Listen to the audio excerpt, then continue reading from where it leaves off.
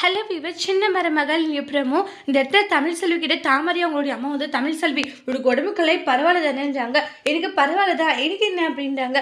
இல்லை உனக்கு எதுவும் தலை சுத்து மயக்கம் இந்த மாதிரி எல்லாம் வரலையான்றாங்க.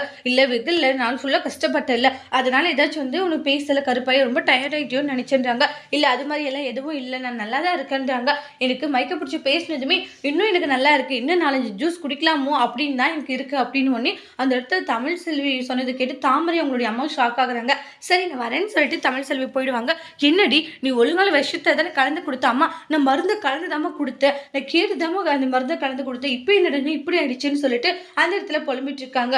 சேது வந்து அவங்களுடைய மாமா கிட்ட வந்து அப்பா பேச மாட்டேங்கிறாரு மாமா, எனக்கு அது ரொம்பவே கஷ்டமா இருக்கு, பழைய மாதிரி அவர் என்னைக்கு என்கிட்ட பேசுவாரு அப்படின்னால நான் எதிர்பார்த்துட்டு இருக்கு அப்படின்னு சொல்லி ஃபீல் பண்ணி அவங்க மாமா கிட்ட புலம்பிட்டு இருப்பாங்க. அப்ப அவங்களுடைய மாமா இருந்துட்டு இங்க பாரியா, இதெல்லாம் நினைச்சு வருத்தப்படாது சரியா, சீக்கிரமா அப்பா சரியாயிடுவாரு, உங்ககிட்ட பேசுவாரு, நீ ஏன் தேவையில்லாத விஷயத்த நினைச்சு வருத்தப்பட்டு இருக்க. இல்ல என்கிட்ட பேச மாட்டேங்கிறாரு, என்னை வெறுக்கிறது, இதெல்லாம் எனக்கு ரொம்பவே கஷ்டமா இருக்கு, பழைய மாதிரி சீக்கிரமா மாறணும், ஆனா எல்லாமே இப்படி வந்து போயிடுச்சுன்னு நினைக்கும் போது கஷ்டமா இருக்குன்னு சொல்லி ரொம்பவே ஃபீல் பண்ணி அழுது பேசிட்டு இருக்காங்க. இது அவங்களுடைய அப்பா பார்த்துட்டு ஃபீல் ஆகுறாங்க. சேதுடைய அப்பா மனசு மாற போறாங்களான்னு வெயிட் பண்ணி பார்க்கலாம். தேங்க்யூ.